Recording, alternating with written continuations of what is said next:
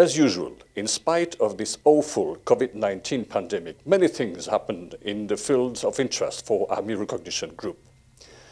Regarding the news that drew your main interest last week on armyrecognition.com, we have the first-time use of the Uran-6 robot by Russian sappers for mine clearance in Nagorno-Karabakh.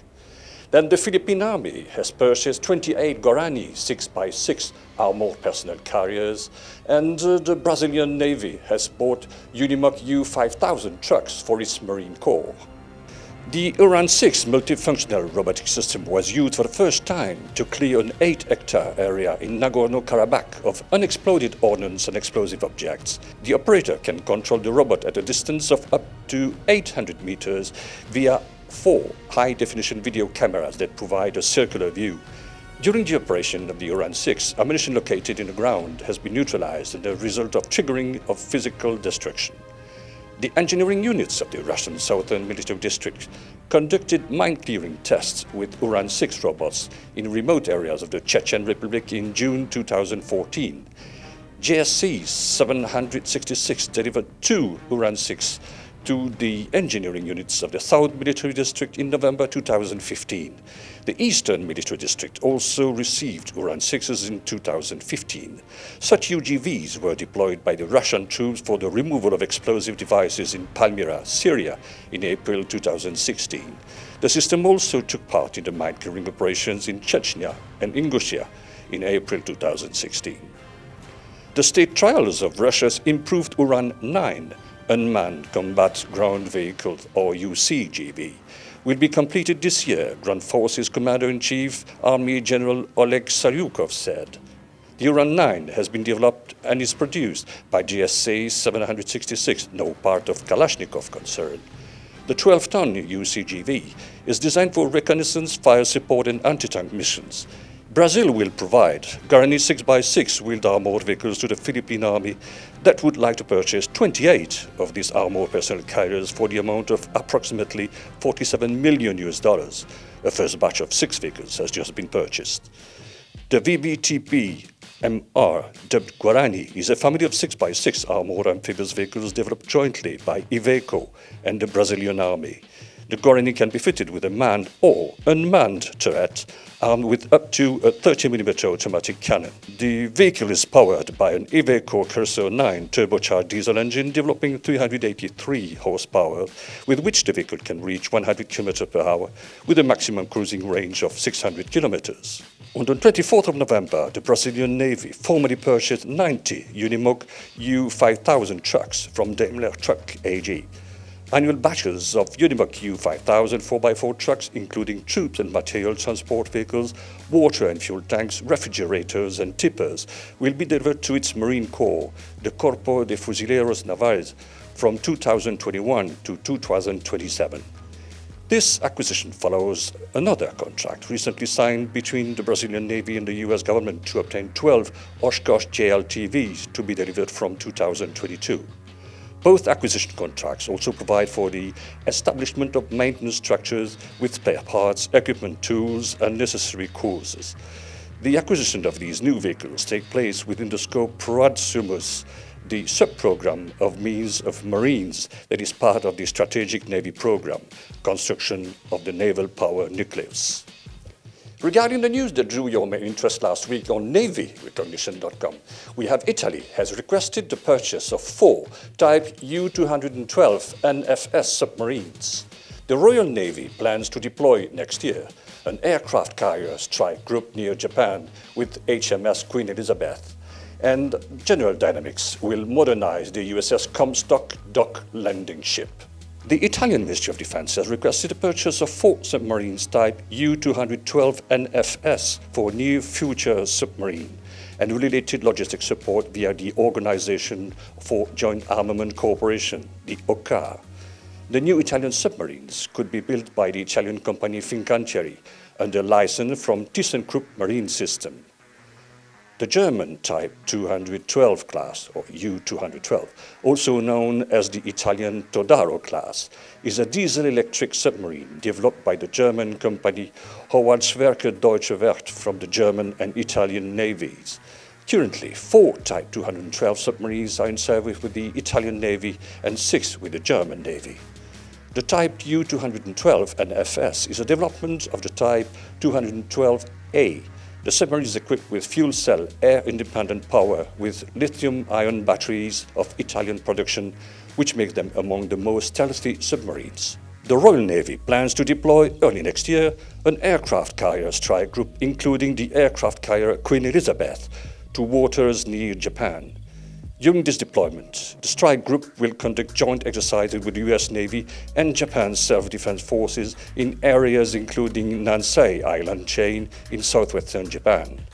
During the deployment, the British Navy also plans to conduct maintenance on carrier-based F-35B stealth fighters jet at Mitsubishi Heavy Industries Works in Aichi Prefecture, central Japan. The British Carrier Strike Group is a carrier battle group of the British Royal Navy. The size and composition of the UK CSG vary depending on operational requirements, which are decided upon during operational planning. It typically consists of a Queen Elizabeth-class aircraft carrier, 2 surface escort, with one being a Type 23 frigate for anti-submarine warfare and the other being a Type 45 destroyer for anti-air warfare, a submarine and a fleet tanker. General Dynamics National Steel and Shipbuilding has been awarded a $100 million contract for the execution of a combination of maintenance, modernization and repair of USS Comstock LSD-45, Whidbey Island-class dock landing ship. The US Comstock, a Whidbey Island-class dock landing ship, was laid down in 1986, launched in 1988 and commissioned in 1990. The Whidbey Island-class ships were built to transport and launch air-cushioned landing craft, or the big overcrafts. It soon became the first US Navy combatant ship to have a fully integrated crew of male and female sailors.